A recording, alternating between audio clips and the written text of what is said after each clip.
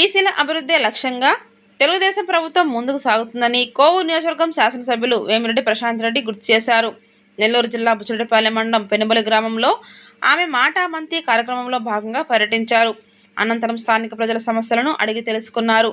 ఈ సందర్భంగా ఆమె మాట్లాడుతూ రానున్న రోజుల్లో మహిళలదే రాజ్యమని గుర్తు చేశారు. మహిళలకు రాష్ట్ర ప్రభుత్వం పెద్దపీట వేసిందని, రానున్న స్థానిక సంస్థల ఎన్నికలకు ప్రతి మహిళ సిద్ధం కావాలని పిలుపునిచ్చారు. ఈసారి మీ దయ వల్ల మా గమలపాలెనికి వచ్చింది అమ్మవారు. ఎన్నో సంవత్సరాలు చాలా మంది అడిగా మేడం మా గమలపాలెనికి రావాలి రావాలి రావాలి అని.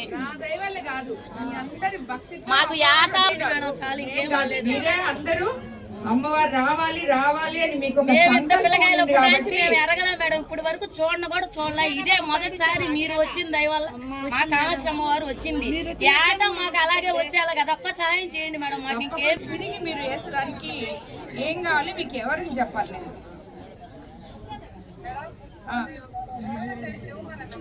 నేనే ఇస్తాను రిప్రజెంటేషన్ వాళ్ళ తరఫున.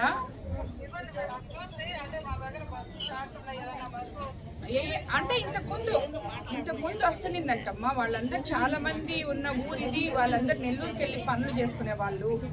తప్పకుండా 5:30కి మళ్ళీ వాళ్ళకి బస్సు వచ్చేటట్టు చూడండి, సరేనా? మీ అందరి దగ్గరికి ఇక్కడ బీసీ కాలనీకి వచ్చి ఇక్కడ మిమ్మల్ని అందరినీ చూడడం నాకు చాలా సంతోషంగా ఉంది.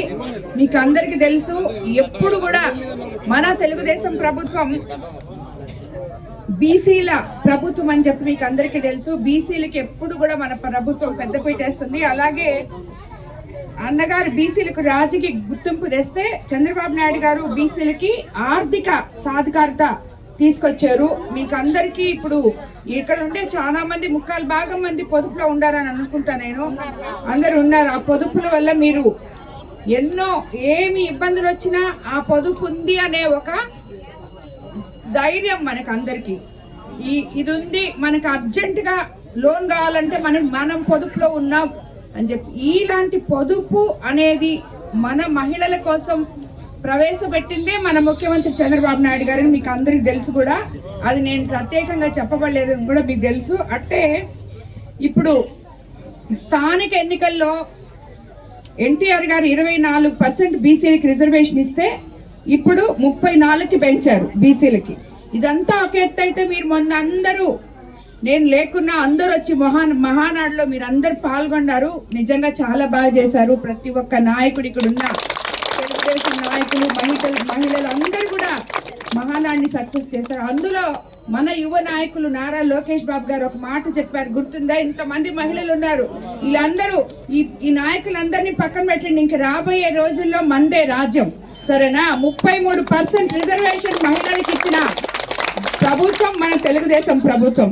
ఈ రోజు రేపు రాబోయేటప్పుడు మీకు పంచాయతీ సర్పంచ్లు అయితేనేమి, వార్డు మెంబర్లు అయితేనేమి, ఎంపీటీసీలు అయితేనేమి, ఇలాంటివన్నీ స్థానిక సంస్థల్లో కూడా మనకి పైన 33% వచ్చినా రాకపోయినా ముందుగా మన ముఖ్యమంత్రి చంద్రబాబు నాయుడు గారు, నారా లోకేష్ బాబు గారు మన మహిళల కోసం, మన ఆంధ్రప్రదేశ్ కోసం 33% రిజర్వేషన్ ఇచ్చారు. కాబట్టి మీరు అందరు రెడీగా ఉండండి. మీ మహిళలు ఎట్లా చేస్తారో చూపిస్తామని చెప్పాలి, సరేనా? అది ఎక్కడకూడదు ఎవరైనా కానీ.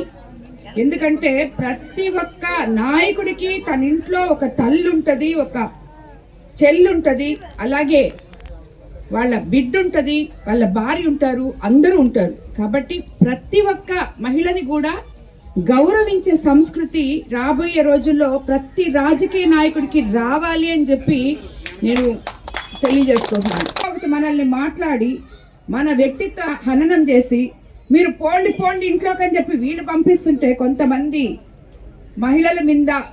మహిళలకి ఎలా గౌరవించాలి అని అవగాహన లేని పార్టీ నాయకులు కొంతమంది మనల్ని పోండి అని మనల్ని వెనక్కి పంపిస్తుంటే ఎలా ఈ మహిళా సాధికారత ఎలా వస్తుంది?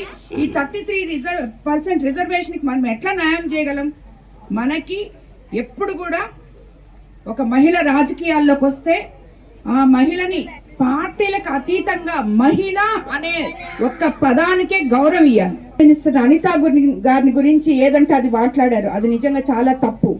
సో ఇలాగ మాట్లాడిన వాళ్ళకి మనం ఎదురు తిరిగి సమాధానం చెప్పే ధైర్యం మనకి రావాలి. అలా మాట్లాడకూడదు ఎవరిని కూడా. ఎవరిని కూడా గౌరవించి మాట్లాడాలి ఫస్ట్. అది నేర్చుకోవాలి ఈ రోజుల్లో ఉండే రాజకీయ నాయకులు. వాళ్ళు ఏమైనా చేస్తే అది అటు ధైర్యంగా 1000 కోట్ల బడ్జెట్ ఆదరణ 3.0 తీసుకొచ్చాం. బీసీలను కూలీలుగా కాదు వ్యాపారవేత్తలుగా చూడాలనేదే మన ముఖ్యమంత్రి చంద్రబాబు నాయుడు గారు ఒక ఆలోచన అని చెప్పి మీరు అందరూ గుర్తుపెట్టుకోవాలి. అలాగే ఈరోజు కల్లు గీత కార్మికులు, కమ్మరులు, వడ్రంగులు, ఒడ్డెరులు, గొర్రెల కాపర్లు, నాయి బ్రాహ్మణులు, రజకులు, చేనేత కార్మికులు, అలాగే టైలర్లు, ఎలక్ట్రీషియన్లు, ఇలా అన్ని వృత్తుల వాళ్ళకి మనము పనిముట్లు ఇస్తున్నాం, శిక్షణ ఇస్తున్నాం. ఈ మధ్య అంతా చూసుంటారు మీరు 51,000 కోట్లు బీసీ సంక్షేమం కోసం మన వాళ్ళు పెట్టారు. బీసీ కార్పొరేషన్లకు అయితేనేమి, బీసీ సంక్షేమాల కోసం అయితేనేమి ఇవన్నీ కూడా పెట్టారు. మత్స్యకారుల సంక్షేమం కోసం ఈ 2 ఏళ్లలో 505 కోట్లు ఇవ్వడం జరిగింది.